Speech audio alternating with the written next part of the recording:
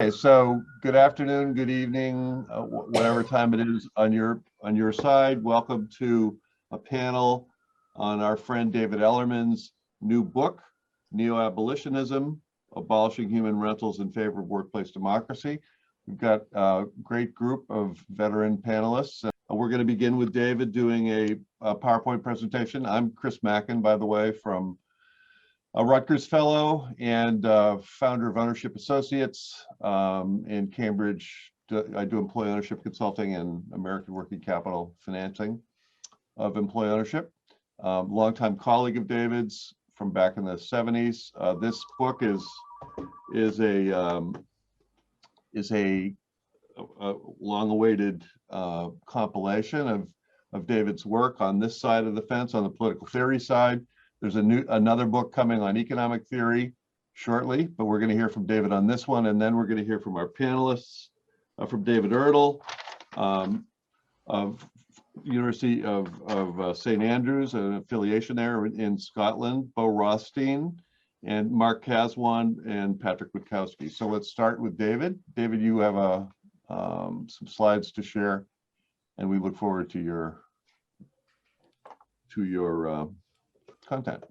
This is labeled as a discussion of the book, but actually I'm trying to limit at least my part of it to the things that are relevant to the Beister group, most relevant. There's a lot more stuff obviously in the book, and I see some of the comments are probably going to go on broader topics, but I'm going to try to stick to a fairly narrow topic, chapters 3.1 and 4.3 in the book, and concerning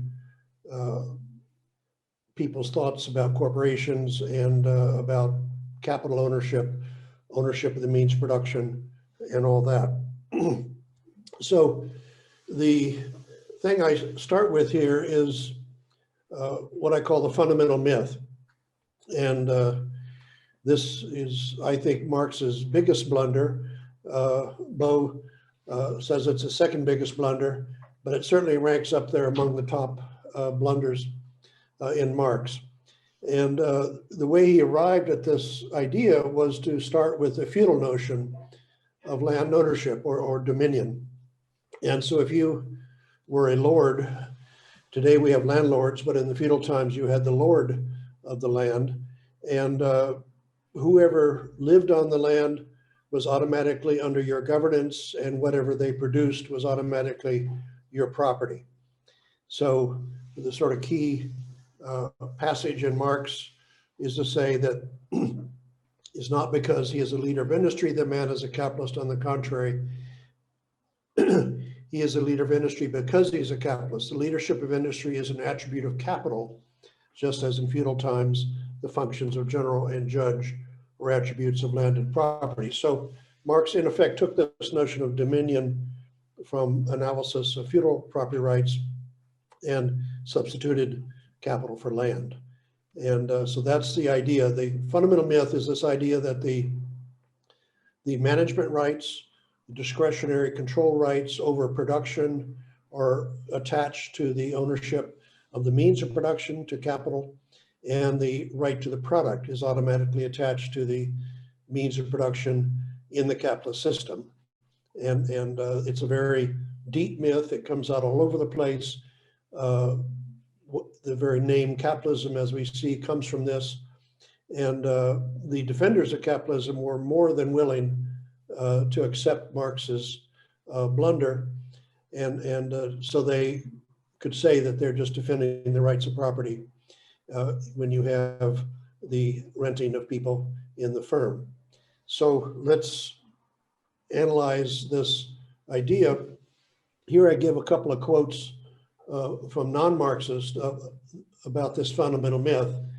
So Ernest Baker was a British liberal, capital L, and philosopher of governance. The owner of the capital resources controls and determines, in virtue of such ownership, the process of production and the action of the workers who are engaged in the process.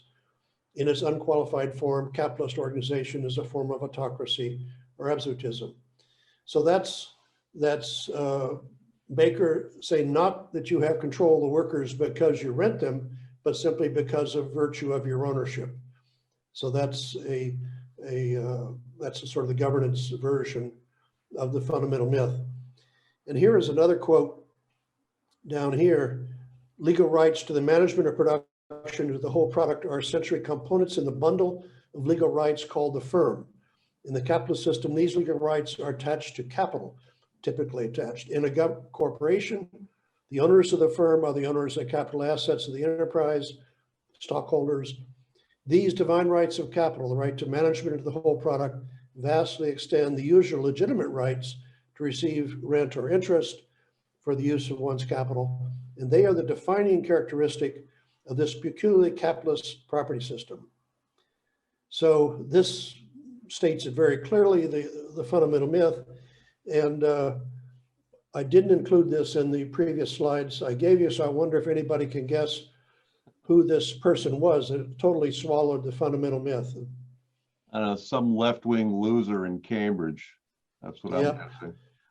But it was written in 1971, published in 73, so it's a half century ago. So who was this left-wing loser? Why, I think, gentlemen, it was David Ellerman himself. That's right. This was the younger version, the half-century-old version of myself.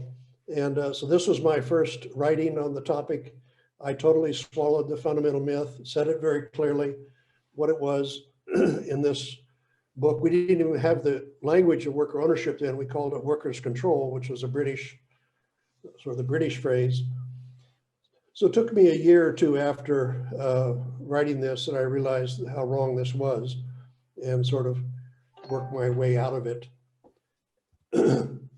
So the counter argument is that we're talking about legal structure. We're not talking about the power. I mean, every schoolboy knows that capital has the power to rent the workers, but we're talking, what is the legal structure of the system? Is it based on the ownership of capital, as I thought in my earlier self, or is it based on something else? What is the sort of key defining institution of the system as we see it? And the way out of this fundamental myth is very easily, capital can be rented. And when capital is rented out, the capital can be rented just like workers, then the capital owner doesn't have the management rights and doesn't have the product rights in the company. So it doesn't take a lot of intellectual power to realize that who does have those management rights and who does have the rights to the product is not due to the ownership of capital legally, it's due to the contracts that are made. And this includes even if the owner of the capital is a corporation. So ownership of a corporation does not determine who is the firm. Here I'm using firm in a special sense. Firm is the productive enterprise determined by contracts, who rents what or whom. And some other people have also independently developed this terminology. This French legal theorist, Jean-Pierre Robet, also says the firm is determined by the contracts you make. It's not the same as the corporation necessarily. And this is what Beau calls the contract theory of power.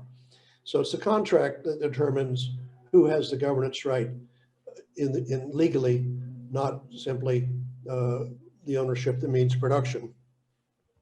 So here is Chris dug up this lovely picture, and it's a great counterexample where it's a whole factory that is rented out. So this is in the 50s. Studebaker Packard was one of the many producers of cars then, and the Packard auto bodies were produced by Briggs Manufacturing in Detroit, in the Conner Avenue plant in Detroit.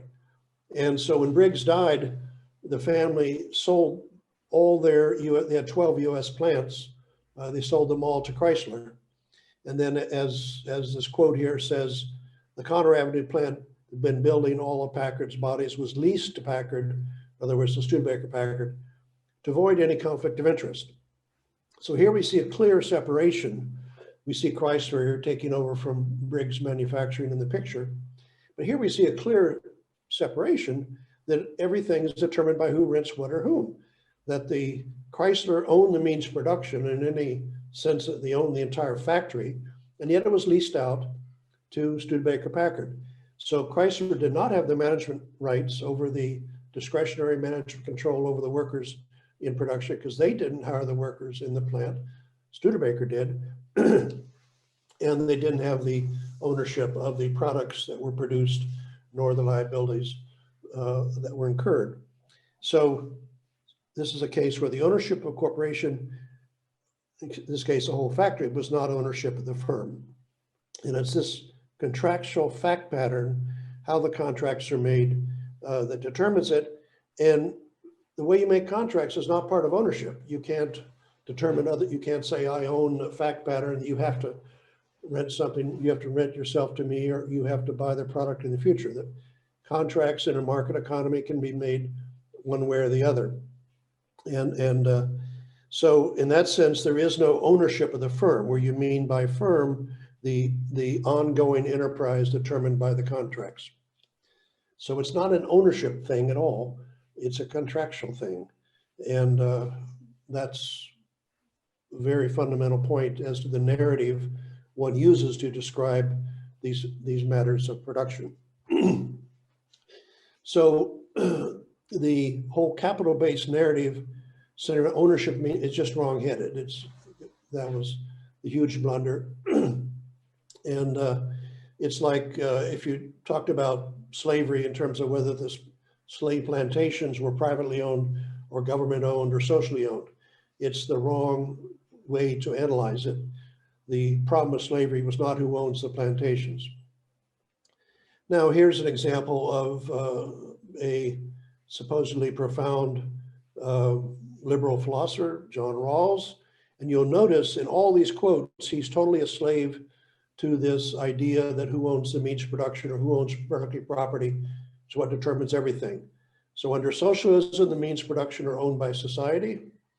First principle justice includes the right to private personal property, but this is different from the right to private property and productive assets. So a lot of people make this distinction between personal property and productive assets, as if the assets, whoever owned that was automatically the firm. Welfare state capitalism permits a small class to have a near monopoly on the means of production. Property owning democracy avoids this by ensuring widespread ownership of productive assets. So Rawls, in his whole writing throughout his life, writing about justice, never once questioned the renting of human beings, the human rental contract. It was always a question of who owns the productive assets, who owns the means of production. So his idea of a property owning democracy was widespread ownership of productive assets, sort of spreading shares out. And we've seen that same idea come up many times. So even the name capitalism, of course, the name of Marx's book, Capital, and the name capitalism is a misnomer. That's not, the ownership of capital is not the determining feature. Private ownership of capital is not the deciding institution. And the person who points this out is Frank Knight, who is by far the most sophisticated defender of the whole system of renting human beings.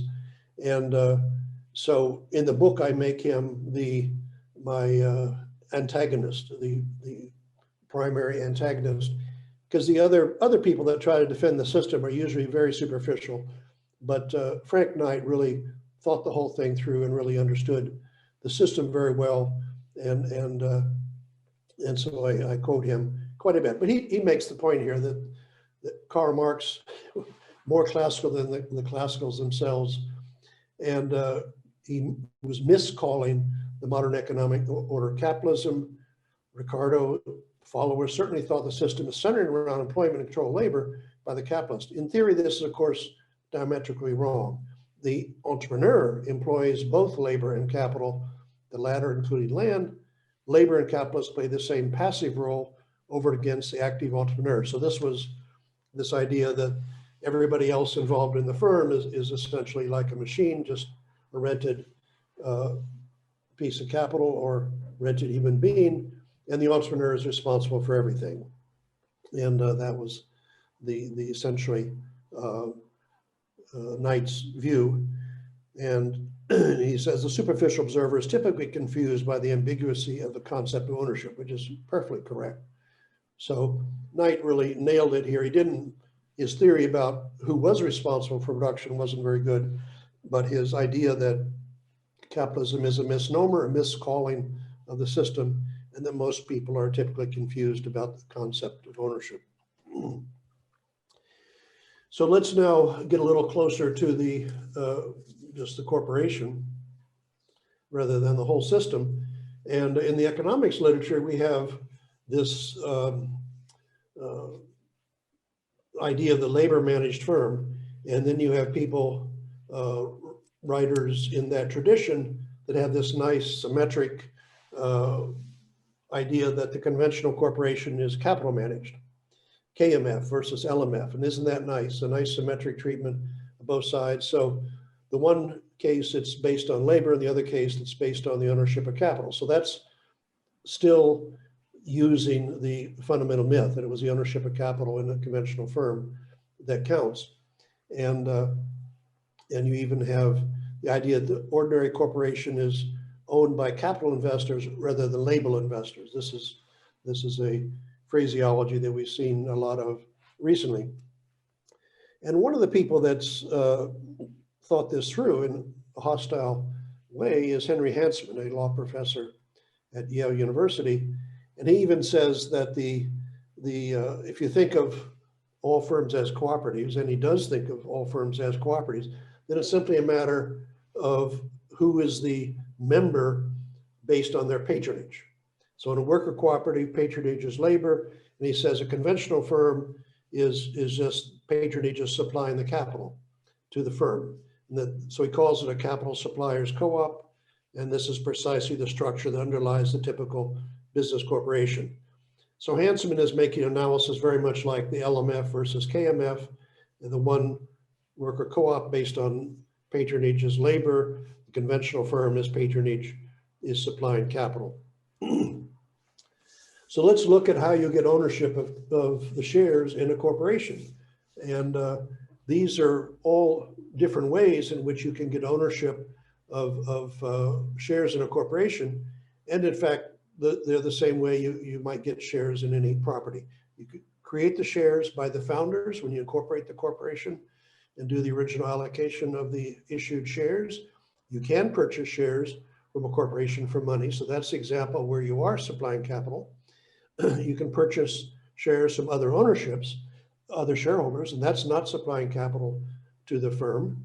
You can get the shares as a worker, as a profit sharing in shares, as a hiring bonus or any other sort of bonus in the corporation. So that's not supplying capital to the corporation. And you can get them as a gift, which is for no consideration, and that's not supplying capital to the corporation. Or you can inherit the shares. So all these are ways you can get shares, and only one of them is supplying capital to the corporation. So this whole idea that a corporation is based on who supplies the capital is simply false. And you don't need to do a lot of analysis to see that there are all sorts of different ways you can get shares. In fact, they're basically all the ways you can acquire any property. So the real question is, how did the shares in ownership or membership, we should say, in a corporation become property as opposed to a personal right? How did they become a property right? And that's the correct analysis of the standard corporation, is that it's like a co-op, as he says, but you take then the limit, take the limit as the patronage goes to zero.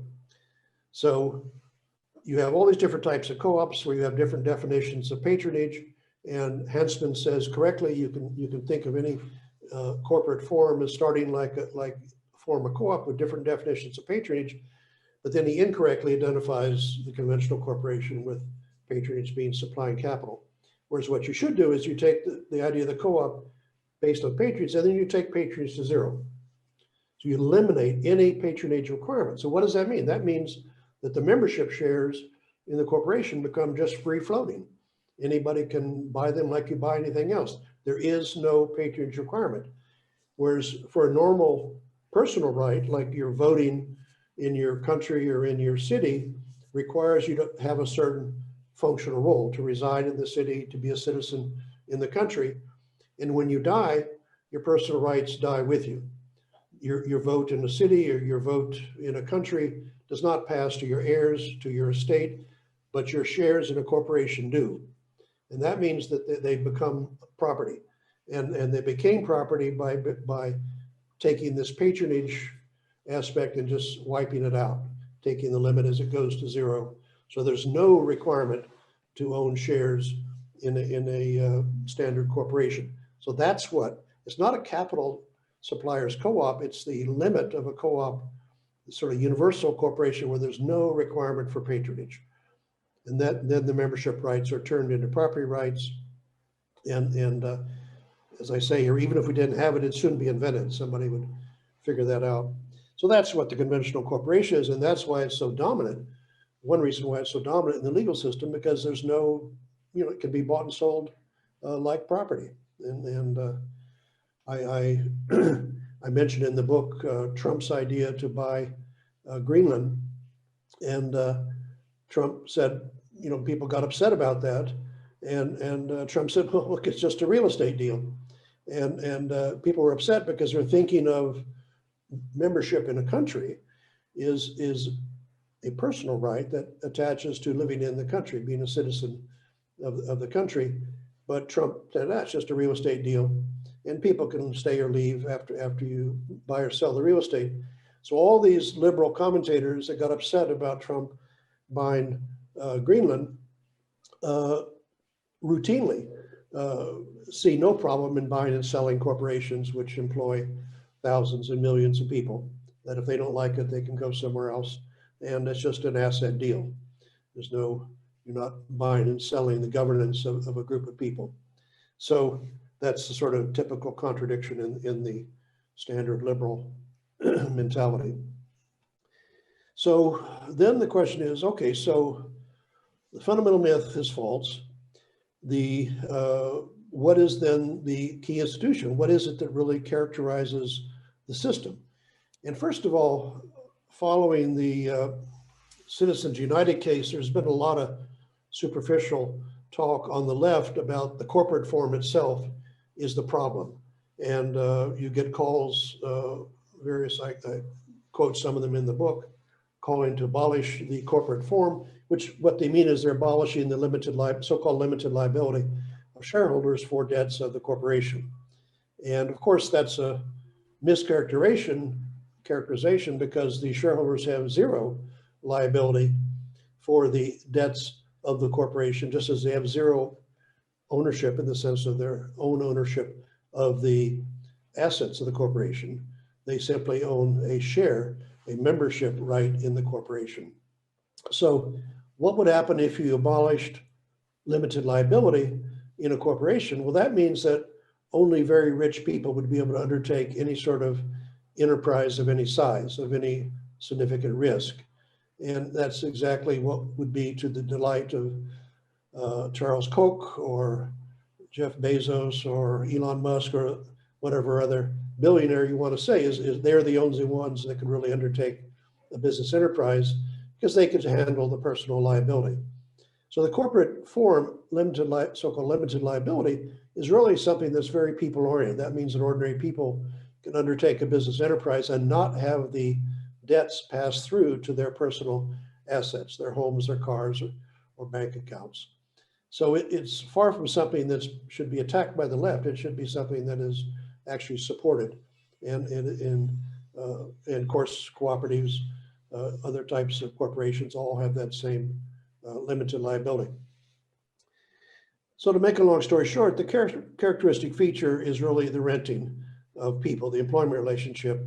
And this is so embedded in our consciousness that just using the word rent is and then now I'm of course talking about English. I don't know how it comes out in Swedish or other languages, but I used to ask my students if they, I describe slavery and I describe feudalism, and then I say, does anybody know of a system where workers are rented?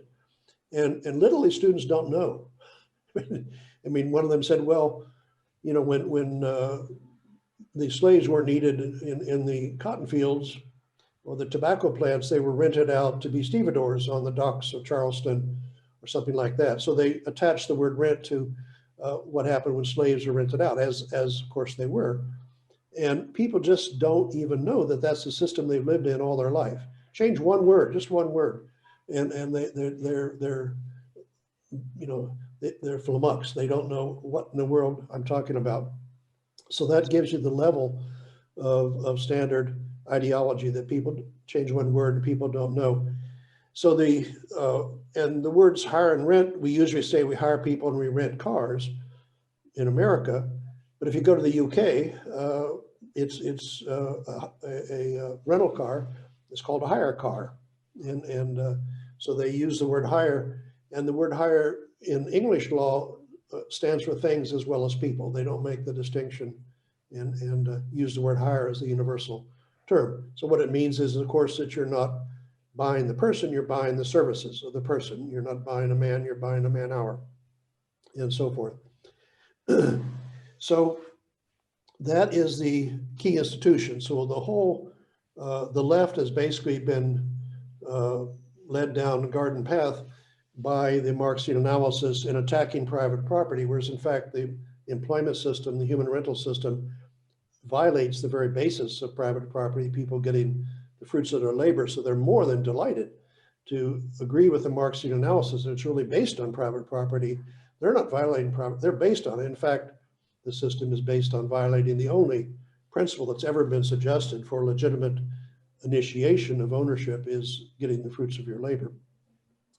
So this point about understanding the fundamental myth, it's not a trivial side point. It has to do with the very nature of the system, why the left has basically gotten nowhere in a century and a half. If you read John Stuart Mill, you know, it's still what he wrote in 1850, it still sounds radical today. And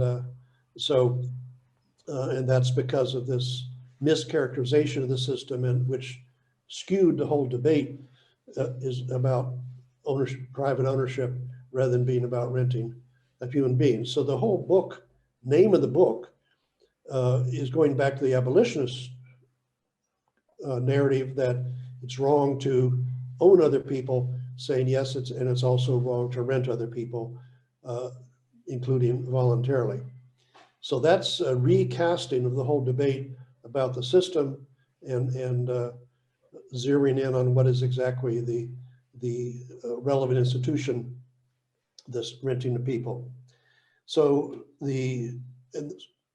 so if that should be abolished, just the way the slavery contract, most slavery was of course based on involuntary, but there were also, even in the United States, voluntary, people voluntarily entering into slave contracts, and as well as the indentured servitude contract, which was for 7 years, typically. So if the employment relationship is abolished, as is the point of the label Neo-Abolitionism, then the solution would be the members of the corporation or the people that work in it. So that's what we all know as a democratic corporation, or whatever. Think of it as a worker cooperative or a democratic ESOP or whatever. So why focusing on this on the ESOP conference? The ESOP is a way of financing and transferring ownership of a corporation to the employees, and of course not renting out the capital, so the corporation stays the firm, that stays the productive enterprise. And so in that sense, you could say it approximates turning rented workers into worker members. So it's sort of a circuitous way to do it, and it's a particular way of arranging the financing and so forth. Governance is typically through a trust, so it's not particularly democratic. These are things that we are changing in the ESOP form that we're proposing for Europe, but that's the essential idea. But now if we go to the narrative in the ESOP community, it's still 99, 44, 100% the ownership of capital. ESOP conferences, of the ESOP associations, I think you'll find very little. Chris is a better judge of this than me. You'll find very little discussion of democracy at the workplace, and I think also probably very little discussion of ownership of the fruits of your labor. It's the ownership of the corporation, and so it's exactly the view that I expressed 50 years ago, that all those rights are attached to the ownership of the corporation. Now the workers own it. Isn't that great? So it's a good outcome, but a completely different analysis of what are the actual rights, and not based on democracy, not based on getting the fruits of your labor. So that's my talk, and I turn it over now to Chris and the commentators to give me their ideas. Thank you, David, for the presentation there. So we're going to go over to our panelists, and our panelists have I think, taken seriously the larger challenge of reading the entire book. David's PowerPoint focused in on a couple of key themes that he feels are important to the book, and the ones that people maybe should start with. And so I hope people can respond to that content, but they're free to do whatever inspired them. You had the book and you read it, and we want to hear from you. So David Ertl, you're up next. Right. Please, well, I think I should say to begin with properly. What did you say? Please introduce yourself properly. Like, who the heck are you? Okay, I'm David Ertl. I'm in the far northwest of Scotland. I came to this in 1985. I started converting the company I was running which is a paper mill, to employee ownership, which took 9 years to achieve the whole thing. And on the way, one of the key events was that I came across the book with the catchy title of Property and Contract in Economics. And until then, I had not been terribly confident that I wasn't just following an intuition that was in some way mistaken. But having read it, it was clear as a bell to me. So I approached this book as a fan of David Ellerman. And I'm afraid most of what I have to say is a fan expression. I think it was absolutely brilliant. It's another case of a sort of flash of light, that this is great. I mean, what really impressed me was that David's work has been characterized by the rigorous application of logic to the system that we work in. And sometimes I feel that actually gets in the way of your communication. I picked up one where an awful lot rested on the understanding of the word polity, and where a government business, if you like, or a government unit, could be self-governing even while sticking to the fulfillment of the mission set by the politicians who'd been elected by the whole of society. And there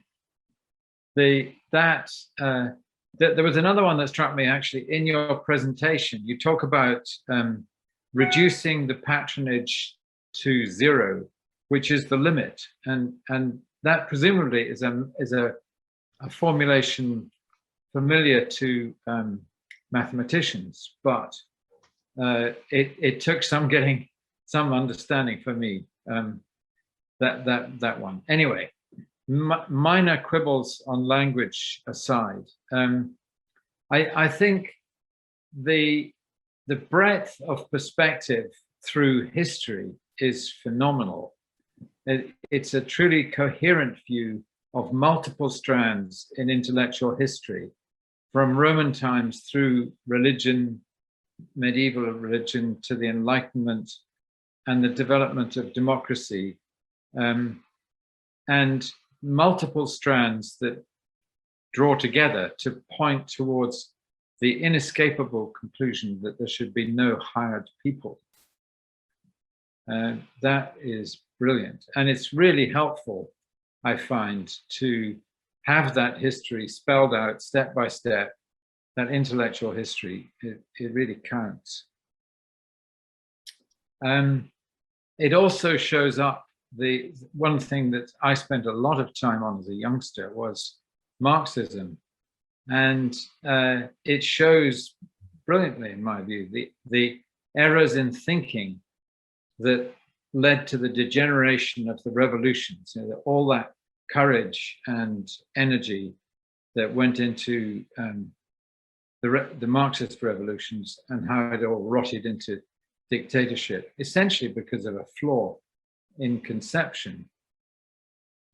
And also, rather brilliantly, it shows how classical liberalism has become nothing but an apologia for gross exploitation. I draw out of it also, I think, that the task for me as a sort of believer in this is, and as somebody who's, I feel that I've been past an understanding of things that I wouldn't have reached myself, is that the task is to find the concepts and the language that express them accurately, but are as catchy as possible for a manifesto, which would have the same sort of impact as the Communist Manifesto.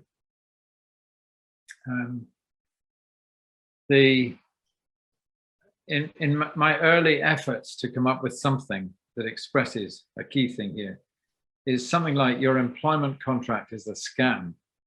You're being stiffed by your employment contract, that sort of thing. Mm-hmm. Your boss is conning you out of wealth that's rightfully yours, that sort of thing.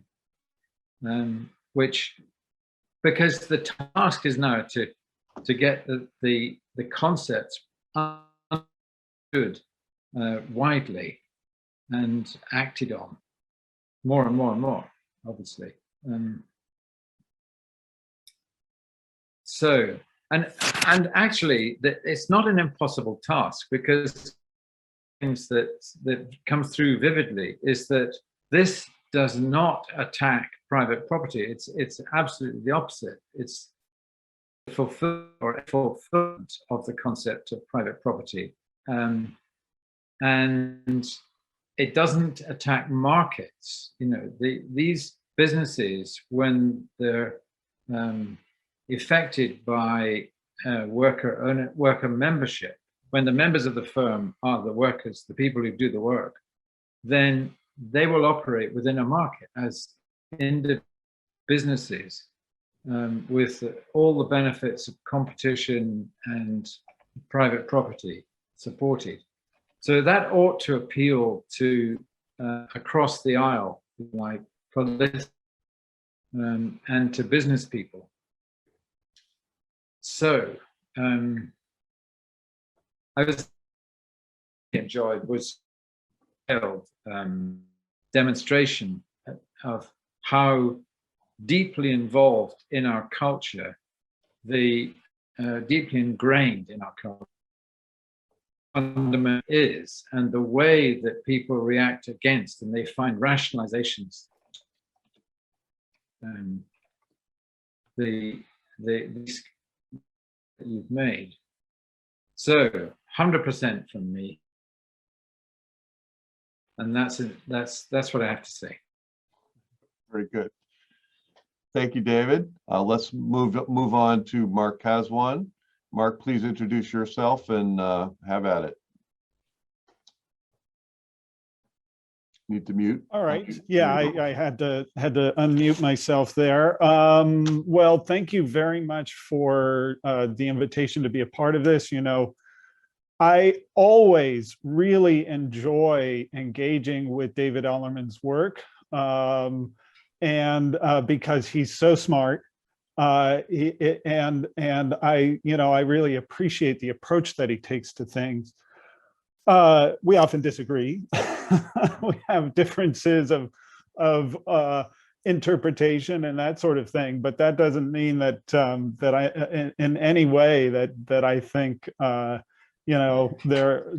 are I think all of the problems that I see with David's work are things that that we are that we can talk about and work through. Anyway, who I am, I'm currently an associate professor of political science down at the border of Texas and Mexico at the University of Texas Rio Grande Valley, trained in political theory, democratic theory from UCLA. I've been engaged with the Rutgers University Institute for the Study of Employee Ownership and Profit Sharing for 10 years now, coming in first as a J. Robert Beister Fellow and then Michael Huber Fellow and Kellogg Foundation Fellow. So I've been engaged in this stuff for a little while now.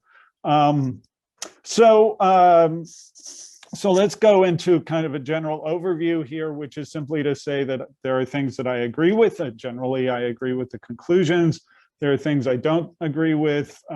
Maybe it's a little overstatement to say that I don't agree with much of the substance, but there, are some big pieces that I have disagreements with.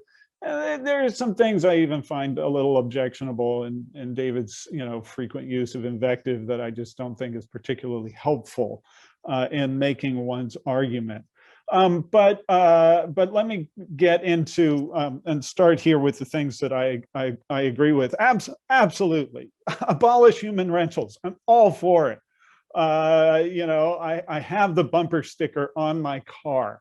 I would have shown you a picture of it, but I couldn't get it to show up on my computer. I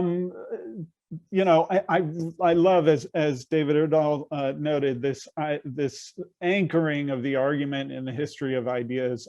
It's the approach that I like to take, and I very much love to see that being used here. And I also like the way that David is very interdisciplinary, taking from economic theory, political theory, history, philosophy, readings in feminism and so on. I think that's all great. And ultimately, I mean, this idea of reorienting economic analysis, which has been so singularly focused on capital and capital flows and all of that, and orienting it toward labor and centering it around labor, I think that is absolutely something that we absolutely need to do.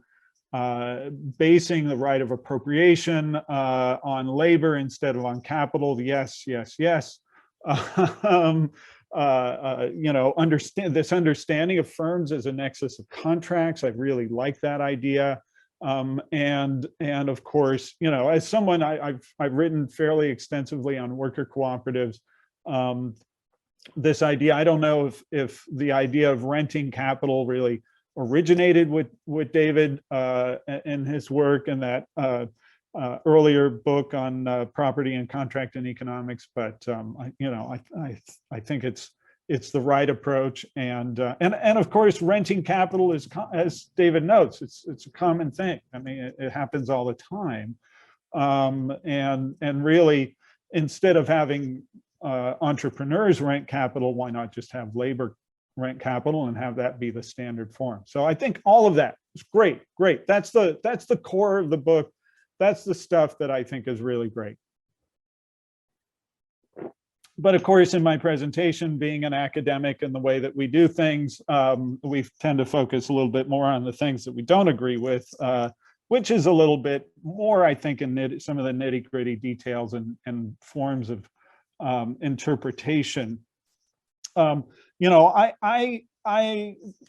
am not someone who takes the traditional ideas about rights for granted.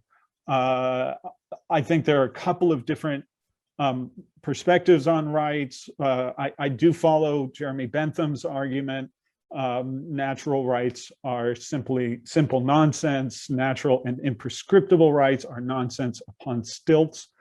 I just think that there are a lot of different ways of thinking about rights, and the utilitarian, Benthamite approach to rights is simply to say, look, rights are a product of law. That's what they come from. That's where they come from. There's a long history of that. There's a lot of, if you look at the work of Hofeld in his seminal publication, early 20th century, on fundamental concepts in the law, he talks about rights as being connected to obligations. He has a really beautiful discussion of that. Another way of thinking about rights is that a rights claim reflects a kind of a failure on the part of society. So people claim rights when they experience an injustice, and that's when rights really arise. So I've never been a big fan of this concept of inalienable rights. I do think that we could talk about inalienable responsibility, and that might be something a little bit different that I would certainly not disagree with as strongly, although I do think that responsibility is something that may be alienable. We can talk about that. I think, David, another issue I had is this sort of false equivalencies, or what I see as false equivalencies, the idea that the employment contract is functionally equivalent to voluntary slavery of coverture. I think that elides the fact that there are very significant differences between them. And the big ones are that voluntary slavery is all encompassing and it's irrevocable. Coverture, similarly, is a near complete release of all rights, whereas the employment contract is very limited in scope, as to scope and time.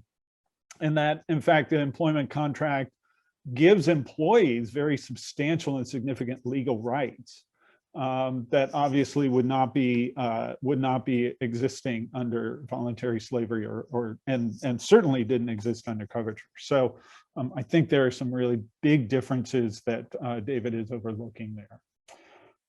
This idea of the imputation of responsibility, Donald Trump loves you, David, because hey, it's just the people who do that thing.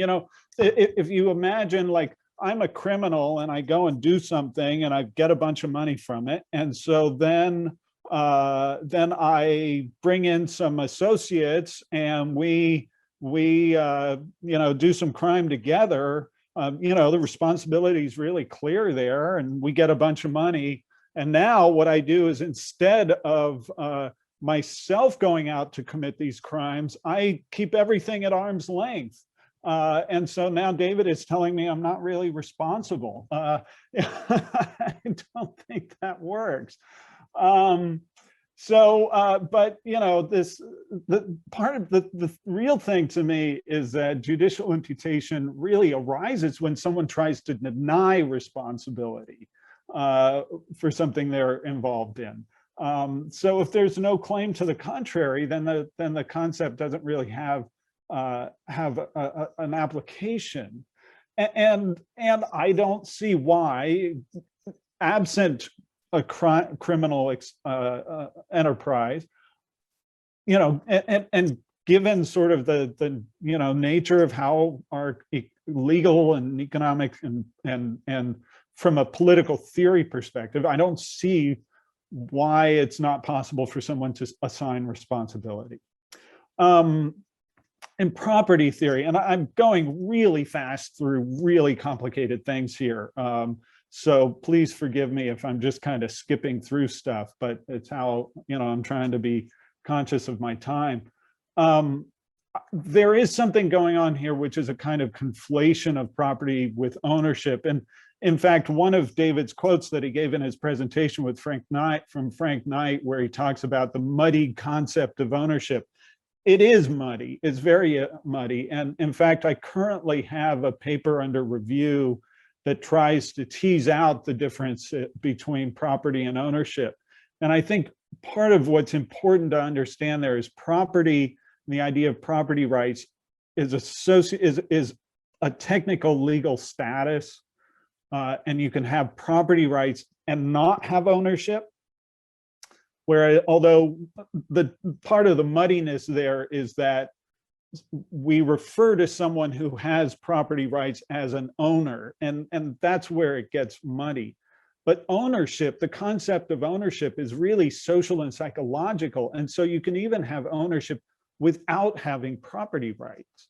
In fact, Dahl's book on economic democracy, he suggests that you can have democracy in the firm without ownership, without property rights, without the employees actually having property in the firm.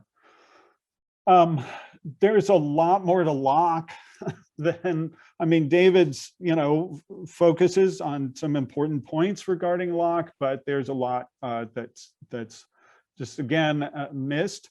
I think your reading of Marx is way too narrow, there are flaws, and very deep flaws, including the issue that you raise. But there's a lot more to Marx than that, and I think there's a lot that you say in your book that could be coming straight out of Marx. And finally, on this subject, I think, and this is, because I've done a lot of work on William Thompson, I think you would find a lot more there than you realize, especially if you're just getting your Thompson from Foxwell and Lowenthal and folks like that. There's a lot more to it. And then in terms of democratic theory, again, just very briefly, I consider myself a democratic theorist. I am not familiar with the claim that democracy can just be boiled down to the idea of government by the consent of the governed. Hobbes, Locke, Montesquieu, Smith, none of them make claims about democracy. And in fact, all of them were monarchists who really, I think, could be said to have been opposed to the idea of democracy. You can, in fact, have democratic practices within illiberal regimes. There are examples from, Hussein's Iraq and other places. And some other points I don't need to raise, but that are, I think errors. So finally, I'll just leave with some questions. I mean, I think overall the thrust of the book is great. I love it. I think it's wonderful. It's a great update, I think, of it to the property and contract. But I do have some questions. What do you do with worker cooperatives like CHCA in New York, the Cooperative Home Care Associates, which half of their employees choose not to be members? Are you going to make it illegal to be an employee? What do you do with temporary and seasonal workers? And also, isn't it the case that in some sense, shareholders themselves alienate what might be considered inalienable rights of control? Don't they have, in some way, the same complaint that workers might have? So that's what I have to say. I will leave it at that. I hope you find that provocative, as I found your book to be provocative in some ways. And I'll look forward to what others have to say. Great. Thank Thanks. you, Mark. Patrick Witkowski, please introduce yourself. Welcome to the panel and have at it. So yeah, thanks for inviting me. And my name is Patrick Witkowski. I started out as a documentary filmmaker, made a film about economic democracy called Can We Do It Ourselves? And then I've set up a Center for Employee Ownership in Sweden. and I'm currently enrolled in a master's program in global political economy at Stockholm University. And I actually wrote my bachelor thesis about 7 or 8 years ago on David's labor theory of property. So I picked up also, like David, a copy of, like David Erdahl, a copy of Property and Contract in Economics. And I actually ended up like with a critical conclusion at that point. But later on, I have become part of the fan club as well. And I can't put it better than what David Erdahl said about why David is so great and his thinking is so so fun intellectually to engage with, but he's also so confident, so I get this very childish urge to sort of try to poke holes in it all the time. But sometimes I think it's important to also say that I do enjoy David's thinking, and I am a member of the club. So I'll just jump into my sort of objections, suggestions. First off, I think the term neo-abolitionist is a very good term, probably in an American context. I think in a European/Swedish context, it's much more difficult to like translate. I don't know what you would say, David Erdahl, about that, but I think in Sweden, like people don't really know abolitionism as like a movement or a concept, so it's hard to use here, I think. And then I think in Property and Contract, it took quite a lot of time for me. So this was David's 1992 book, I think it came out. And it took some time for me to sort of realize like what is inalienable rights and what is labor theory of property, and like what is the difference. And I think, but then I sort of got that idea, like there's two separate theories, which was quite clear in my head, but now you have three theories. And as far as I can tell, you sort of split up the inalienable rights / contract part into two separate parts, which is inalienable rights on the one hand, and then the right to self-government on the other. So maybe if you could just say why you chose to do that, because in my head, it's a bit more complicated now. I like the old two theory structure better, I think. And then let's see if I can share my screen. I have two main points. I have a PowerPoint slide too. So this is not completely related to the slides, but nonetheless. So this is a quote from the book. David writes, when the topic of workplace democracy is raised, one of the first questions to arise is, what about public employment? The answer is quite simple. Each public job needs to be analyzed to see if it actually involves the exercise of the public power, for example, the police or tax authorities. If so, then those job holders can only be self-governing in the broader polity of citizens. So this was what David also referred to earlier, over whom they exercise the public powers and from whom those public powers were originally delegated.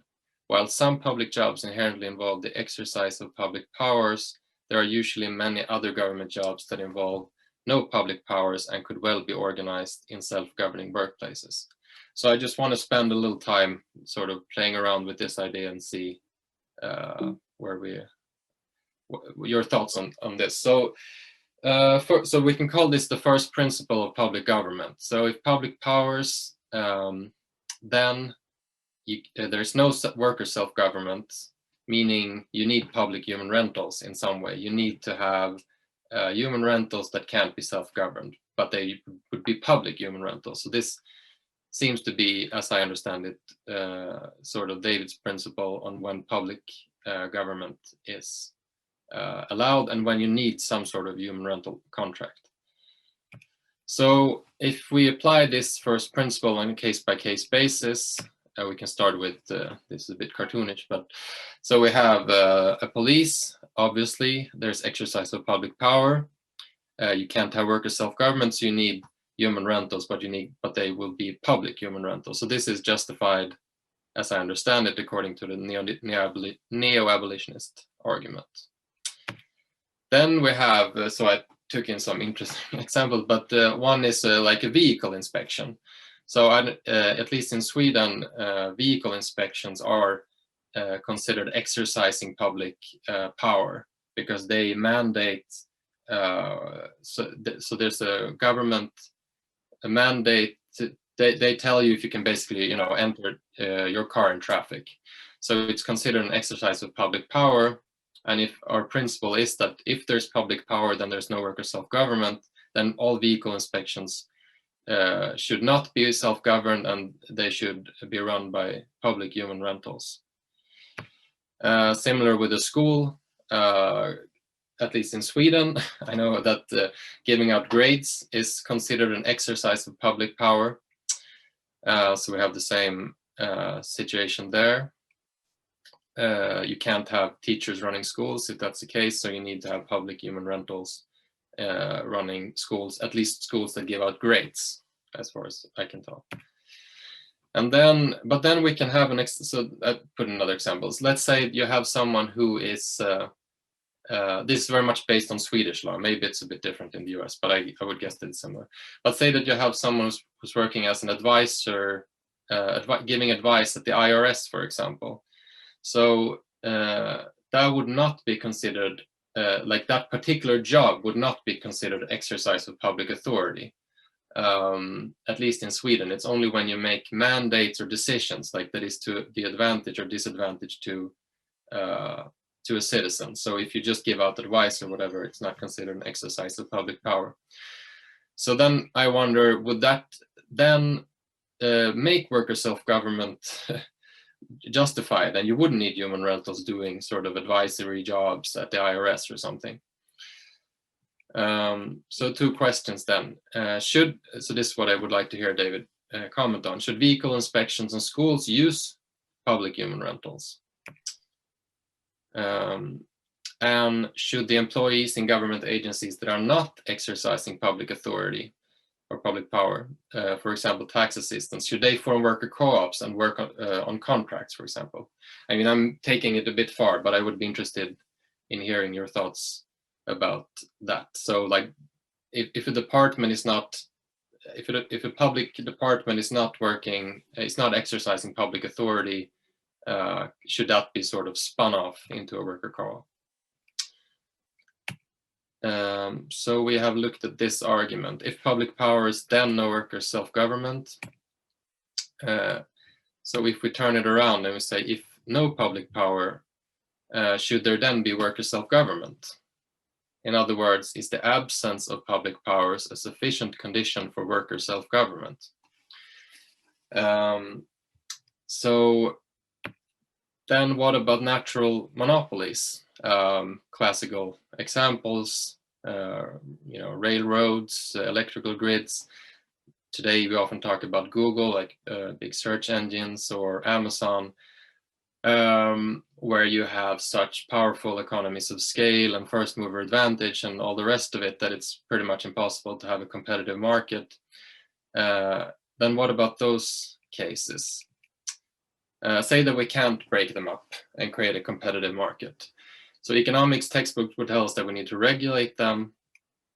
But it's just my intuitive sense that if a small group of people control key infrastructure, maybe like today with these global corporations control, like you have a couple of, you have very few people who control infrastructure that's spread all over the world that everyone depends on.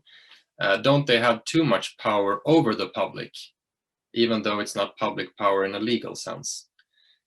So, should Google, is it optimal to have Google turn into a worker co-op, even if it's just like a couple of thousand people working there?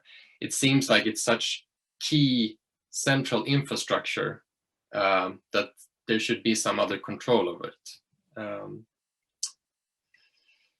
So my suggestion is to cross that one and have something like, if public power or natural monopoly, then no worker self-government. So in other words, public government / human rentals is justified if there is exercise of public power or natural monopoly. So yeah, this is my matrix that sort of shows it. But I think, how am I on time here? No problem. Keep going if you want. All right. So okay, so it would basically, this is my own suggestion. So if there's public powers and natural monopoly, then no, you can't have workers of government, as in the case of the police. Public powers, but there's no natural monopoly, like a vehicle inspection, still no, you can't have workers of government. I mean, vehicle inspections easily could have a competitive market in. If there are no public powers, but there is natural monopoly, still, you wouldn't have any workers' self-government, like the electrical grid. But then we have the fourth case here. So there's no public powers and there's no natural monopoly. Yes, then you're free to have workers' self-government. So that's the car industry is an example of that. So that's my first point. My second point is shorter. What about member organizations? This is a picture from my the football club in my hometown called GIF Sundsvall, and it is a member organization. The board is elected by the fans, all the members, people living in the city.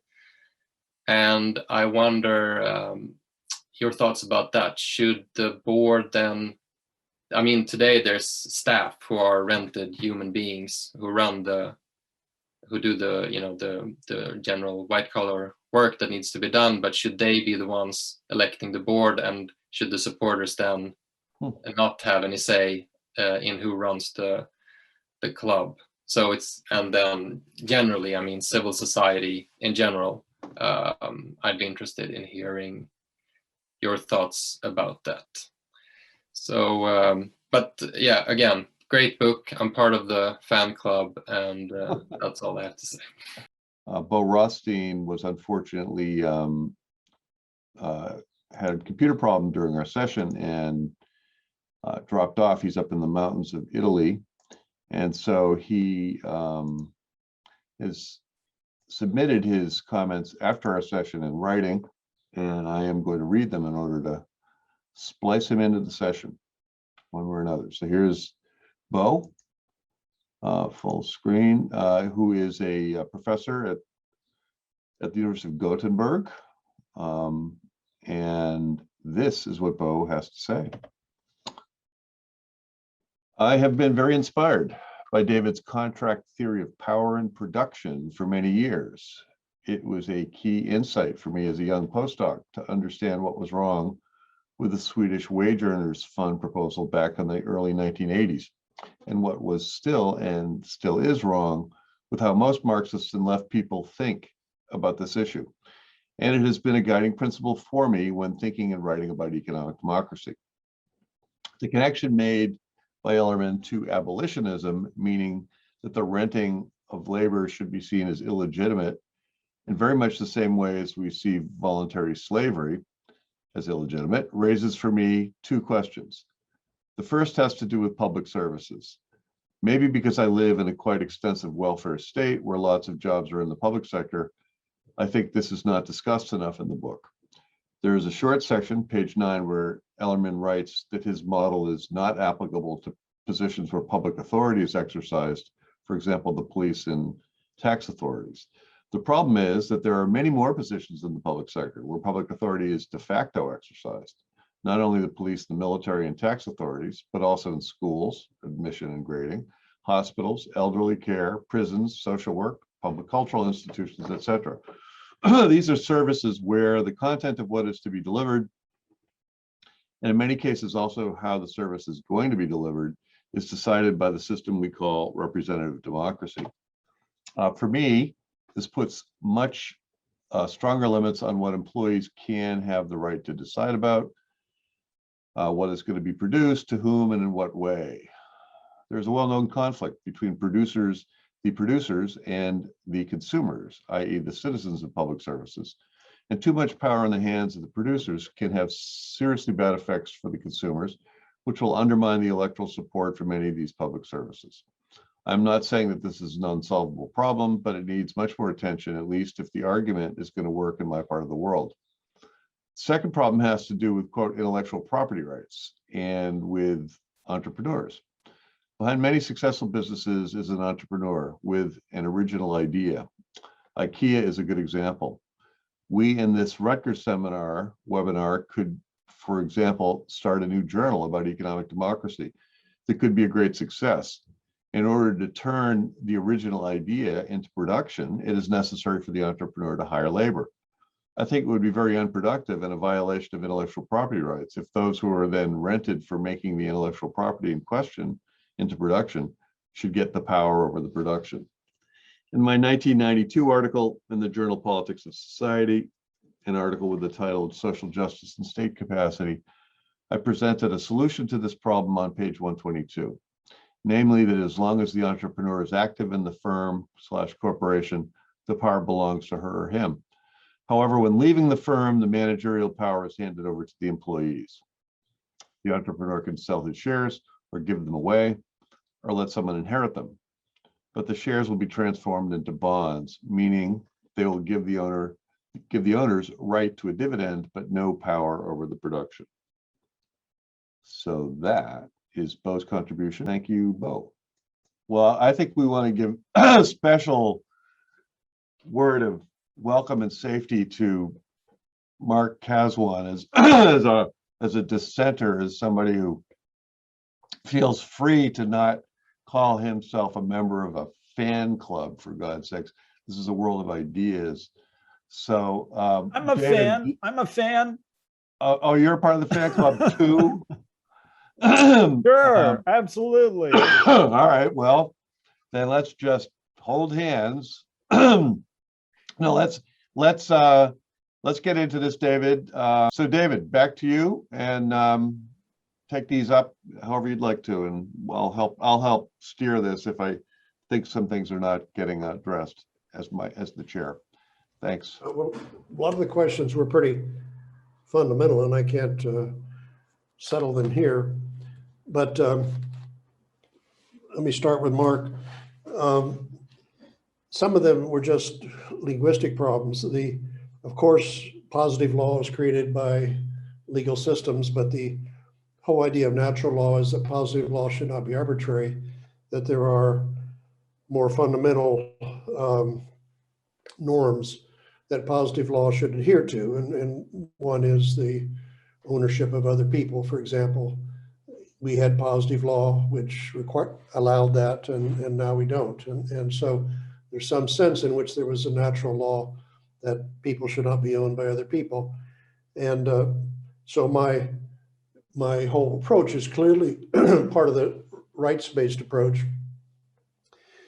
The philosophers usually divide approaches to ethics into rights-based approaches and utilitarian approaches, deontological versus axiological, I think is the phrase. And so clearly I'm in that rights-based approach. And let me just say generally, about the utilitarian approach, one of the things that one can learn from economics is the failure to be able to establish any notion of a priori social welfare, social utility. There's a whole tradition of trying to say we should maximize social welfare function and all that in technical economics. Nobody was ever able for over a century to establish any normative idea as to what that would be. That, of course, people come together and they agree on what is in their mutual welfare, but it's not given a priori. It's the result of human judgment, human agreement, democratic processes, negotiations, blah, blah, blah. So that means that the underlying norms are more rights-based than utilitarian. There's no given. Utilitarian social welfare has to be agreed upon, whereas there are given things about human beings versus things. And So that's why I'm taking a rights-based approach. It doesn't mean, of course, that there aren't social issues that people have to agree upon, and governments have a lot to do with that. The idea about inalienable responsibility is, in fact, the reason why certain rights cannot be alienated. Well, the inalienable rights argument is you don't just, a lot of people just postulate inalienable rights and explicitly say that's a lot of the left says, oh, we have an inalienable right to clean water, we have an inalienable right to adequate housing, et cetera, and that's just part of rhetoric, pure rhetoric.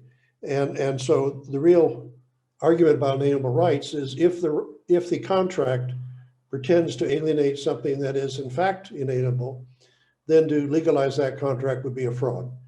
So if you agree to inalienable responsibility, in fact, then in fact you bought the substance, to the real substance, to the inalienable rights argument. It says any contract that pretends that responsibility can be alienated is fraudulent, or should be ruled out. And that's why the right that was allegedly alienated in the coverture contract or the voluntary slavery contract, or in fact the employment contract, should be legally inalienable as well as factually, it already is factually inalienable. So, and of course you're right that the voluntary slavery and coverture contract were more sweeping in their coverage than the employment contract, but the principle's the same. And that's I would say even today that, you know, most people's waking hours, most important parts of their lives is their work. And so in that sense, it's a very important part of our lives is the employment contract. The hired criminal example, I'm not sure you understood it. There was never a question that the hirer was guilty. The question was, why is the hired criminal guilty, since he was only carrying out the employer's orders? And so one of the first intuition pumps I ever used was the hired criminal argument, saying that the judge would, you know, if the hired criminal said, I'm not responsible, I sold my labor, it wasn't my labor, I sold it.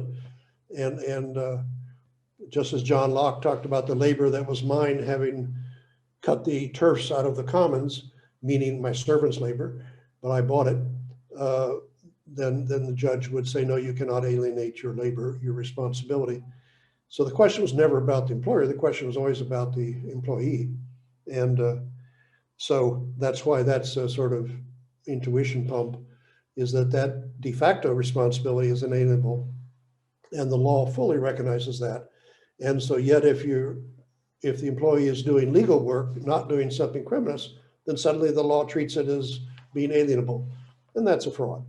That's the fraud in the employment contract. Workers don't suddenly become machines when they don't commit crimes. They don't burst into agency when they do commit crimes.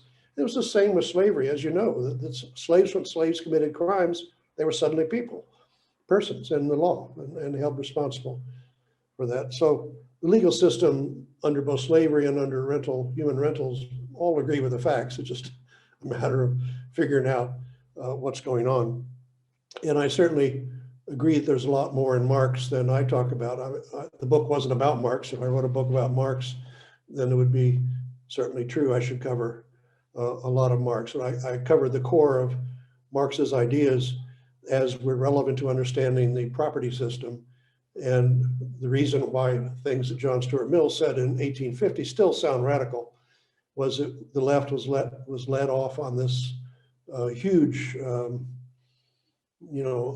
detour that lasted a century and a half of the communist revolution, Russian Revolution, Marx, Lenin, Stalin, Mao, and so forth. And so that's the sort of Marxist basis that I was attacking.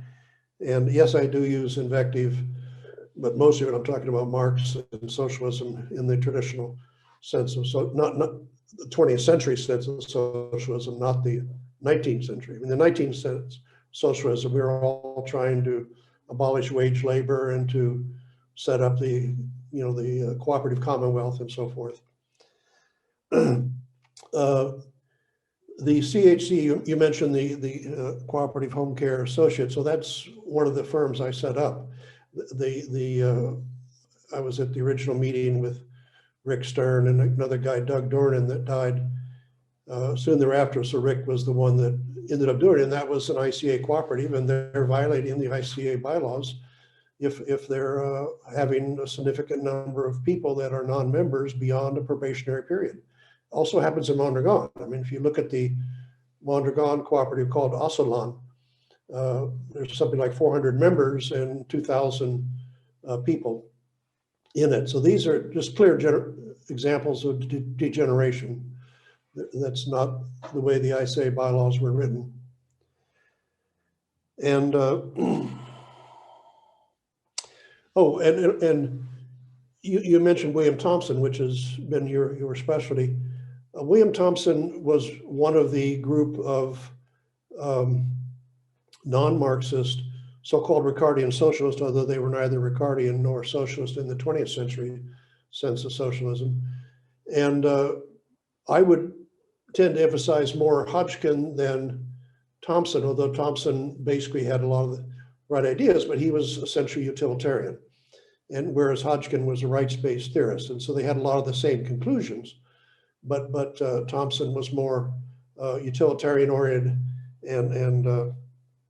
but they were both on the same page, I think, in terms of what they were ending up, where they were ending up. And William Thompson was a great friend of John Stuart Mill, and even preceded Mill in his book about the other half of the human race and so forth. So you're quite right to be mentioning Thompson as a great thinker. Patrick, I made a few notes here. David Earl and I had a whole discussion about the public powers paragraph that you quoted. And I don't remember if you were CC'd in that discussion or not, but I made, it turned out to be a, glass half empty or glass half full. My point was that if you are exercising the public powers, then the glass is half empty in the sense that you cannot be by yourself self-governing. I never said that they couldn't be self-governing, but only as part of the larger polity, the city or the country.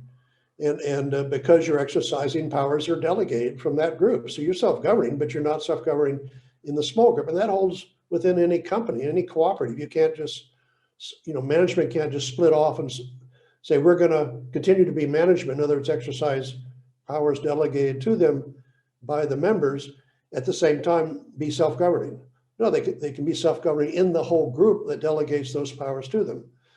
So I would never say that public workers who exercise public powers are not self-governing. They are not self-governing in the small unit. They're only self-governing within the unit that delegate those powers to them. And so I wouldn't say you have human rentals in that case. And I think I quoted to David the treatment of this by Immanuel Kant, that Kant considered wage workers, although there wasn't a lot of wage labor in his day, but servants, household servants like his own servant, were so degraded that they didn't even qualify for citizenship, so they wouldn't have the vote.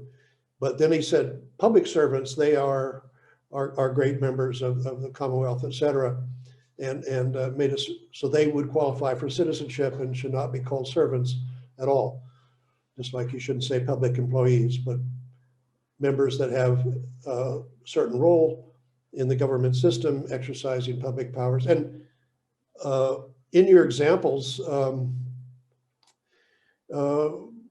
many of those jobs could be done privately. In fact, take auto inspections. Auto inspections are done privately in the, say in California, the pollution control is all done by private gas stations, which are authorized through a system of, making a certain test. It's all standardized and controlled by the public. So they're in effect delegated certain powers by the California government to do these inspections. You also have inspections or driver's tests and that sort of thing done by the whatever they call it, which is a state agency, but you have other inspections done. So it's, you just have to analyze where the rights are coming from, what's delegated, what isn't. And so you can delegate certain rights to be checked on privately and then taken away if people abuse it. So the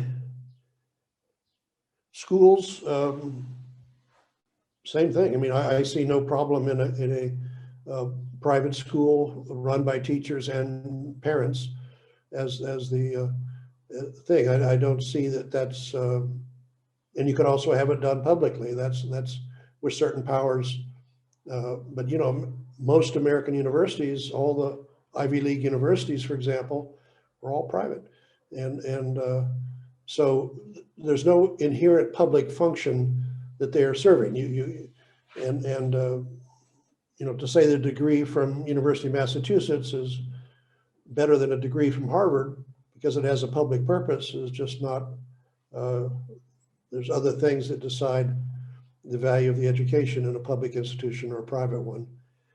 And as to natural monopolies, of course, a lot of people complain that I don't talk about regulatory function, but nothing that I said should imply any change in the regulatory powers of the government. I just thought that was obvious to say that obviously monopolies should be broken up insofar as they can. Electricity, for example, is hardly a monopoly. And Bell Telephone used to be a monopoly and it was broken up. There's all sorts of ways in which you legalize the way in which separate units on the electrical grid or separate carriers of telephone networks have to interface by law. And once you have that, then you have all sorts of competition. Look at the competition for cell phones. I mean, there's, I don't know, 10 or so different companies that you can get your cell phone with. And same with the electrical grid. There are public providers in the electrical grid. There's private providers. There's households that put electrical energy from the solar panels into the grid and all that. And so all that has to be regulated very closely.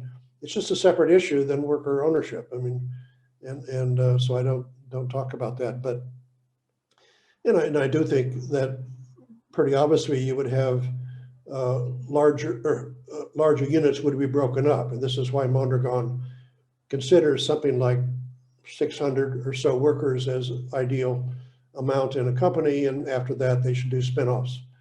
And so I don't think you would have the same. I mean, I did a whole paper on this. If you look at the analogy with biology, which Jane Jacobs picked up on very well, life has really dominated the earth. And what is the principle by which life, biological life, has gotten so thick on the earth? And there's two ways in which biological life can expand. One is to just grow bigger organisms, and one is to multiply, have more but smaller organisms. And in the system as it is, where corporations can be arbitrarily large, they get arbitrarily, they're worldwide now. But I hardly think that would be the same under worker ownership and workplace democracy. And so Jay Jacobs said the actual principle of plenitude is not bigger and bigger organizations, but it's spin-offs. Biological have babies, and the babies grow. And that's the principle of fecundity, or principle of plenitude of life is the diversity. And the book I just published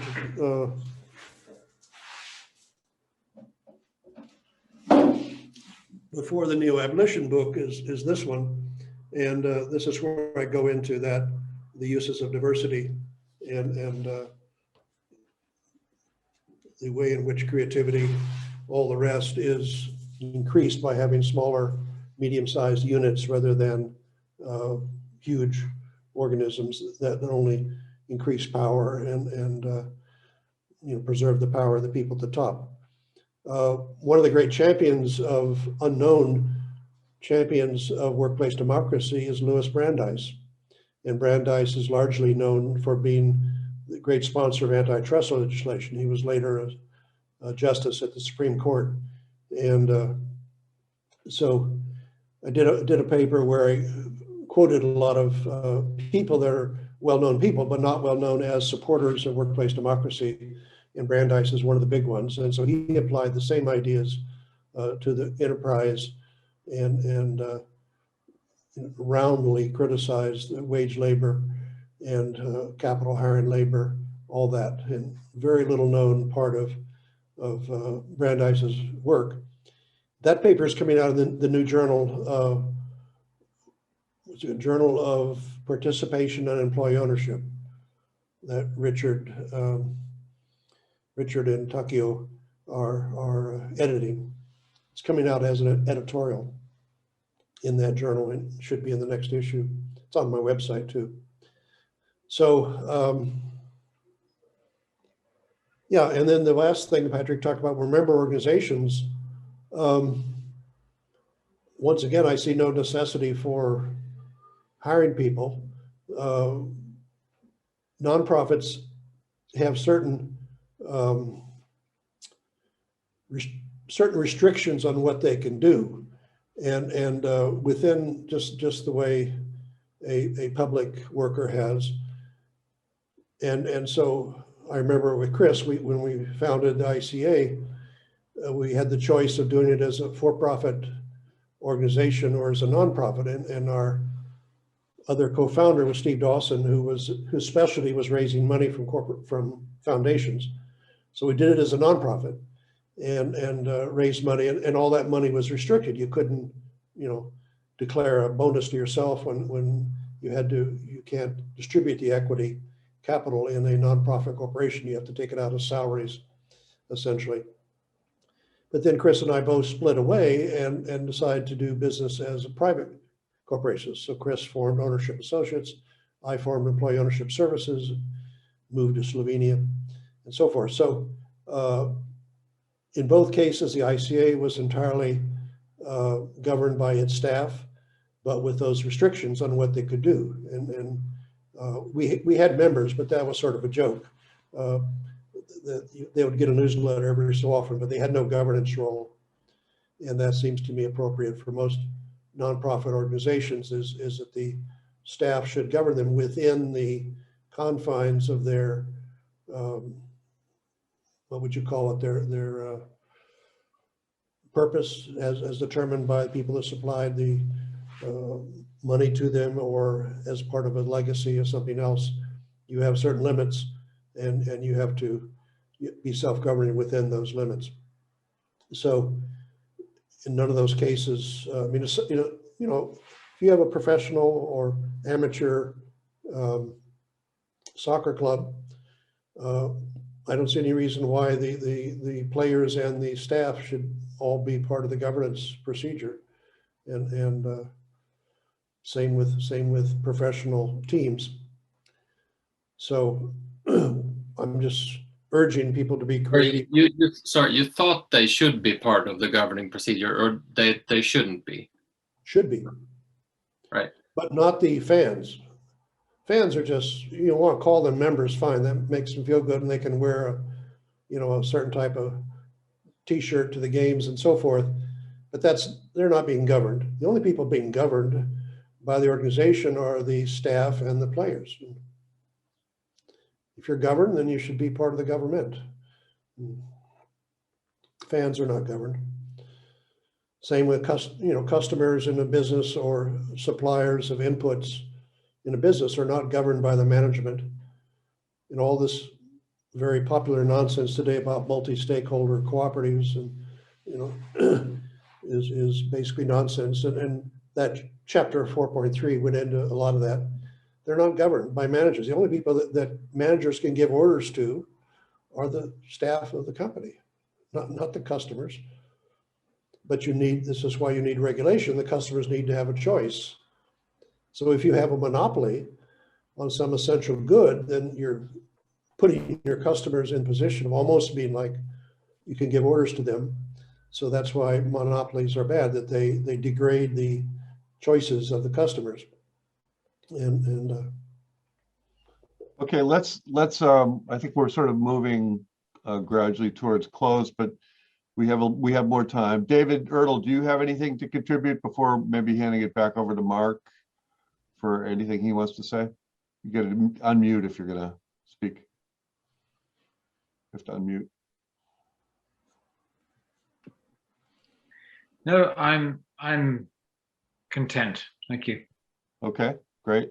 Let me just before handing it over to Mark and Patrick for one more round, just to throw it, as I was preparing for this, and trying to, there's obviously so much material in the book. Its breadth is kind of incredible. I think that maybe the most consequential challenge that David is putting out there that needs to be debated far and wide, there's many of them, but is what he, I remember him talking about using this language a long time ago, but is what he's calling the fundamental myth about ownership, that's where things really went wrong. And there's a whole book about that in this book, in some sense. And as I was rereading and thinking about it today, it's like, seems to me that where we sort of need to sort of slow this down and flesh it out some more to support this claim of a fundamental myth is to more clearly distinguish between ownership of a corporation and the firm, and ownership of the firm. David says you can't own a firm, and that's where, in fact, at the firm level is where all these contracts are going back and forth. You can, in fact, legitimately own a corporation. So this requires people to be able to make clear, abiding distinctions in their minds between the corporation and the firm. And that's going to take some doing. It's doable, but the thing which is most revolutionary, I suppose, or challenging from a left standpoint, as has been pointed out, is that David is saying ownership of corporations is fine, and it's, in fact, that it's related to the defense of private property, that ownership of private property is fine. It's a matter if people own too much of it, there's some regulatory things you do, there's some tax things you do, and so forth. But the ownership of property is not the critical source of evil here that needs to be rooted out. It's, again, the villain is to be found at this level of talking about the firm, not the ownership of private property or even the ownership of corporations. So I think that's really going to have to be slowed down and fleshed out. The book, in some sense, presumes that people can move from an analysis of ownership of a corporation to ownership of a firm and understand that distinction clearly. Your critique is at the level of the firm. Not everybody understands. Some people think that when you talk about a firm, you're talking about sort of white guys in white shirts and ties, going to work at the firm. You're talking about the firm in a much more specific legal way, and that needs to be clarified, because you can't follow your argument unless you get in at that level of understanding how the firm is a separate category. It looks like you want to maybe react to that. Chris, my last slide was talking about the narrative in the ESOP world, and you're much more familiar than me. Yeah. So to what extent at ESOP Association or NCO conferences and so forth, is there a democracy narrative versus ownership narrative? Well, that was another thing I wrote down. So really quickly, but I want to give Mark and Patrick one more shot. Yeah, you're right. Obviously, I mean, but this is a tactical judgment on the part of Russell Long, who I confronted at the Kennedy School with. You were somewhere in the background. I was pointing my finger in his ample chest, and sort of saying, wow, there's no talk about democracy here. And he said, young man, I've got nothing against democracy. I've got nothing against your cooperatives. But it's going to be up to you to persuade business owners of what the hell you're talking about, because it is such an invitation to chaos in most everybody's minds when you're talking about workplace democracy, that people will run for the hills, because the sort of consensus or understanding of what is meant by democracy in the workplace is itself a project that requires concepts and distinctions that you're not necessarily talking about consensus decision making over everything, or not talking about voting about everything. There's just a whole panoply of opportunities for paranoia on the part of existing property owners if what's talked about starts by talking about workplace democracy.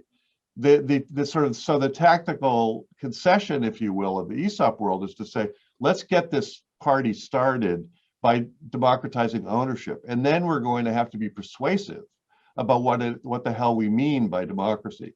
In that sense, Senator Long was perfectly right to push back at me in 1980 when we had that little confrontation at the Kennedy School. This problem continues to bedevil this field, is that when enthusiasts from the left and champions of democracy sort of jump up and sort of kind of attack the seeming moral integrity of capitalists who are selling their businesses to their workers for not sort of subscribing to some supposedly thought through theory of workplace democracy, when in fact hardly anybody knows what anybody else is talking about when we get into that. So of course you want these things to be democratic, but you've got to be able to get inside these firms, to be able to make the case in the first place. And it is a genius maneuver on the part of Russell Long and Kelso to have figured out how to at least start that journey with ownership, and then to have to substantiate it through evidence and through clear ideas about what it is we mean by democracy. That people in positions of power and responsibility, who are employers, do need to be persuaded in some sense of how democracy works.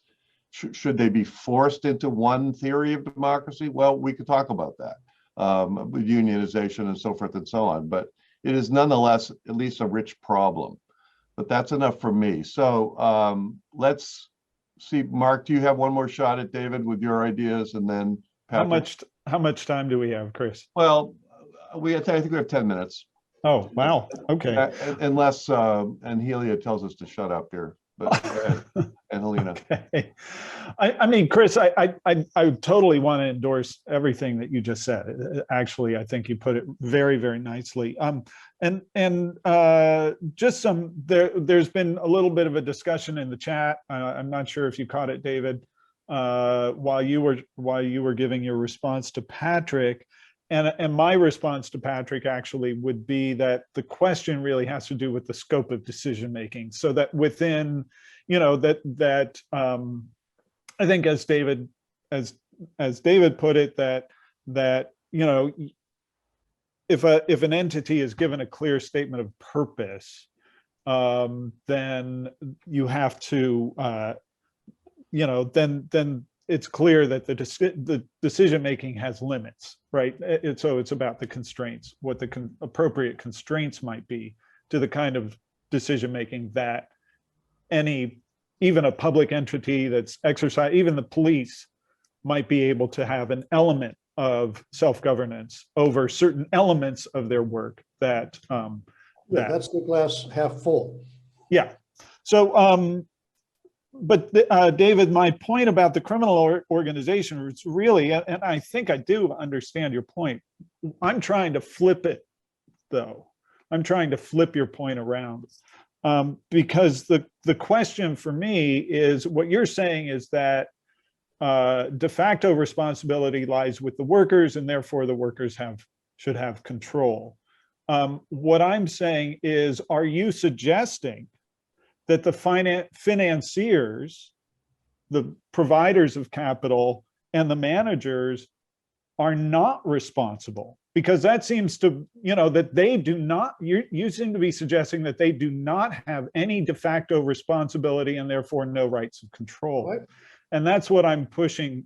That's Managers what that, are always included. Managers, I don't use workers to exclude managers. Managers are always included. but then there's also the people who are providing the capital, right? Yep. Or the, or the entrepreneur, the person at sort of the nexus of the contracts, right? So, what I'm suggesting is that they do not, just because they're not getting their hands dirty in the production process, doesn't mean that they are not also de facto responsible. Certainly the managers are, and if they're real entrepreneurs, capital providers are not entrepreneurs. If they have a true market relationship where they lend money, say from a bank to an enterprise, that's a normal market relationship. So, so if the rental, if the capital is purely rented, Yeah. then yeah, I would agree that what they are doing in effect is they are alienating their responsibility. I'm not, the So- word responsibility, I gave a quote from HLA Hart where he had one paragraph, he used the word responsibility in 12 different ways. Right.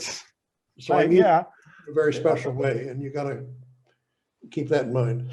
sure. Understood, completely understood. But you get the point that I'm making, is that essentially, in a way, what you're doing is you're saying, well, that the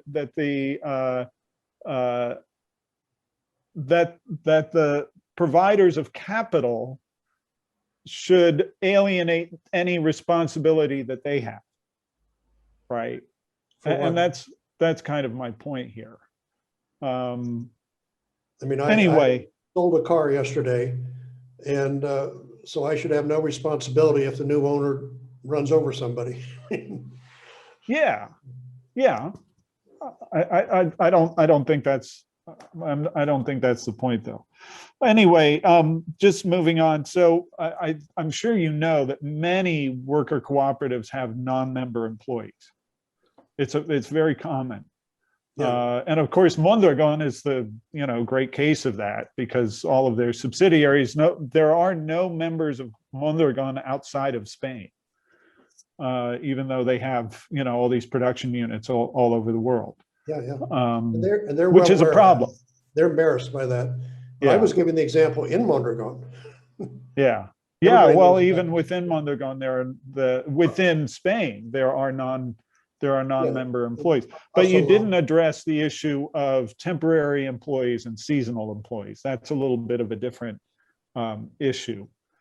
But I don't know if you can have a good answer to that in the short term anyway. But finally, the last thing that I just want to say is that my objective, the reason why I come to this, is out of an objective, a normative idea about democratizing society generally, and which I think the rest of us probably, of the folks in the panel, probably is something that they also agree with. And I think that, and I'm Chris, I'm working on I'm nice to meet you, David Ertl. All right, thanks, Sorry David. to see you go, but let me just wrap up real quickly. I'm working on redefining democracy and the way that we understand democracy. It's a very big project. It's taking me years to do, but I'm hoping that it'll get, the next few years it'll get done. But the point to me is that when you talk about, say that, multi-stakeholder cooperatives is a crock, you don't respect that.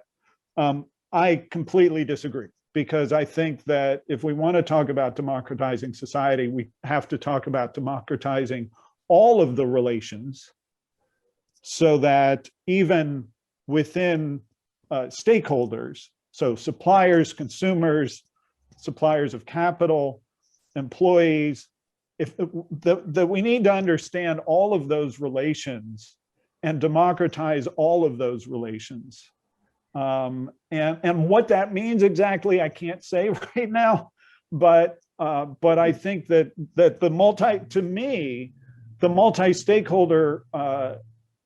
multi-stakeholder model addresses certain, let's just say, weaknesses of the worker cooperative model that fall into certain elements of capitalist logic, and forgive me for using the term capitalism there, but they fall into certain elements of the capitalist logic that are problematic, particularly in the area of the pursuit of self-interest and maximizing returns. And so to me, multi-stakeholder cooperatives are the answer to that. And in fact, I include the broader community within that. So I'll leave it there, and maybe Patrick has some things. Yeah, Patrick, do you have any last? Yeah, I'll try to keep it pretty short. But I mean, the first thing, Mark's discussion here about the responsibility of the capital owner sort of was actually the main focus on my bachelor thesis many years ago. So there's an article written by a lawyer called, is it Alan Sundell or Sundell? Yeah. Sundell. Yeah, which I thought was quite good. But that was an objection to the sort of criminous employee intuition pump. So he said David is doing a bit of a straw man because the van owner in the example doesn't know what the van is used for, but say that the van owner is, of course, sort of the capitalist. But what if the van owner knows that the van is being used to rob a bank or whatever? Then the van owner is obviously also responsible. Therefore, the capitalist should also be responsible. So maybe, David, you can respond to that, because I don't remember but I know you have a comment to come back to that. But so I just want to, so 3 points. Okay, so public, sure, okay, we can say that public employees are not public rentals because they're self-governed in the bigger unit, and go with Kant and kind of say that they are public servants and not hired. Civil servants, right. Mm-hmm. Civil servants, right. But my point, what I wanted to bring up with the examples was just that I followed the principle that you wrote in the book. And I said, let's take this principle and apply it and see where we end up. And if the principle is when there is public powers, when there is exercise of public power, then you can't have self-government. I mean, that's the principle that you state. Oh, you can't have, that's what I said, worker self-government. Okay, so you can't have self-government in the small unit. You have to be right. Self-government within the unit that delegate those powers to you. Right. So I took that and I Oops. these examples of audit inspection and schools giving grades. Okay. Which are exercises of public authority according to law. So if you follow that principle, then those should be, they can't be completely self-governed, but they should be. And then now you gave some pragmatic reasons. You said, well, they already are. And I agree, like it makes sense that vehicle inspections in schools are private, but I was just following the principle that you stated in the book. And I said, if you follow that principle, it seems like vehicle inspections on schools cannot be self-governed in the smaller unit, only in the broader polity. So my point was, I think you end up with that principle, not where you want to end up. I mean, that was what I was trying to do. I wasn't making, I know pragmatically, like like it makes sense to have schools that are private, but they are exercising public authority, at least according to Swedish law, when they give out grades. So if that's our criteria, they cannot be private. Whatever, you know what I mean. Yeah, that was my point about bachelor's degree is not a public document, public power document. You get it from Harvard, you get it from University of Massachusetts. Right. Well, but the distinction there I put in the chat was public power shows up in education around curriculum for K to 12. I mean, I think it's like it's like, what are we agreeing on that we're teaching our children, right? That's a public judgment that's made at a federal level, and then after high school, you could go, you become a full-time Buddhist if you want, or a nudist. It doesn't matter. But that public power is not involved anymore. And I think that's. You went to a Catholic school, didn't you? Yes, I did, as a matter of fact. Right. But what's your point? Not a public school. Yeah, no, well, it shouldn't have existed. I'm deformed as a result. Okay, I'm coming back into discussion here. So, I mean, what my point is just that I mean, I think that comment could be more clearly defined in some. I mean, that's what I'm saying. Like, if you, I'm not making I wasn't making a pragmatic argument saying like this can and this cannot. I was just saying, based on this principle, it should be in this way. I mean, and then, I mean, it was similar with the natural monopolist thing. I was just saying, like, hypothetically, say that you can't break them up. I mean, because you were saying, well, you wouldn't have natural monopolists sort of in a functioning economic democracy. But I'm saying, if we're in this, the moment we're at now, where you have these multinational massive corporations, and there are people sort of on the left who write books about sort of the People's Republic of Walmart, and they're saying we should plan everything and so on. I mean, that was kind of the discussion that was trying to tie into. So I'm just saying, like, if you can't break them up, if you have these monoliths, I mean, maybe you can break them up, but there would be such efficiency losses. Well, yeah, for a long time we didn't know how to break them up, and there was then public regulation of electricity and all that. But now that's much reduced because we know how to break them up, and so the electrical grid is a good example of all sorts of providers, from individual households to huge corporations, provide electricity into the grid. And telephone. That was thought for a long time to be a natural monopoly, and it's just not. Anyway, finish your points, Patrick. Okay, yeah. We got to close up. Sure. Yeah. So the third point is just, okay, you said ICA had members, but they were a joke. And my point is that I think in a lot of football clubs, like the members, the fans are not a joke. Like, they are the people who live in the town. They are very closely connected to the club, whereas the people who work in it just come and go and they don't care.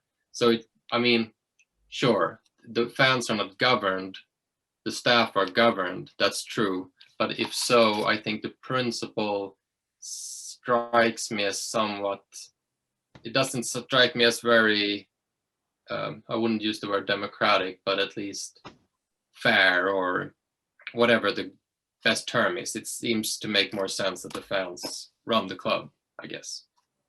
Yeah. So that's my point. So one of the points you raised was about the Zundel argument, and the point is that when a crime is committed, then the legal system correctly ignores market contracts and reconstructs it as everybody who was involved, one way or the other, because they want to stamp out crime. That's one of the purposes of the legal system. So if you had a person that knowingly provided material to a bank robbery or murder or whatever it is, and they knew that's what it was, and even particularly if they're getting a cut, then it's not a market relationship, and the law will correctly hold them all responsible in very varying degrees. They were whatever it's called, a material accomplice or something. Accomplices, right? But in normal business, you have market relationships where the person rents out their money or loans out their money and so forth, and that does not make them an entrepreneur. They may be able to negotiate a better return and so forth because startup is desperate for money and all that. But the whole idea that putting up money for an enterprise without in any other entrepreneurial role would not exist in a economy without the employment relationship, or without the, the corporate form we have now. And the point is, if you don't have the employment relationship, the corporate form doesn't have much purpose. I mean, if it weren't self-managed or wasn't a democratic firm, because then you would just have a bundle of assets and you couldn't do anything with them except rent them out. Who would use the assets if you didn't have the employment relationship? So it would just be a asset holding bin, and the only way you get an economic return on the assets would be to rent them out, which is fine. No human rental involved in that. So anyway, I think the discussion has been very searching and pointing out a lot of the questions that people have. And reading the book, you can't cover everything in a book. And my next book, which is now in production at Springer, is on, the title of it is Putting Jurisprudence Back into Economics. What is really wrong with neoclassical theory is the subtitle. So it's really taking these various points and showing how in economic theory they really got it wrong. And the usual left-wing criticism, heterodox criticism of economics is, I think, very superficial. And I don't spend too much time in criticizing that. I try to show exactly where it goes wrong. And it's all questions about property, questions about jurisprudence, questions about treating people different from things like that. Political, so that's coming out in a matter of months. what'd you say, David? It's coming out in a matter of months. It should be getting my proofs any day now. Right. Awesome. And it's so we'll then have the matching set political economy, right? This book is about the democracy stuff, about the political theory stuff, mostly. And the second book starts from economics and reaches in the other direction. And I don't think we have a choice about, we just want to stay in one cubbyhole. If we're going to change things, we've got to go back and forth between the two.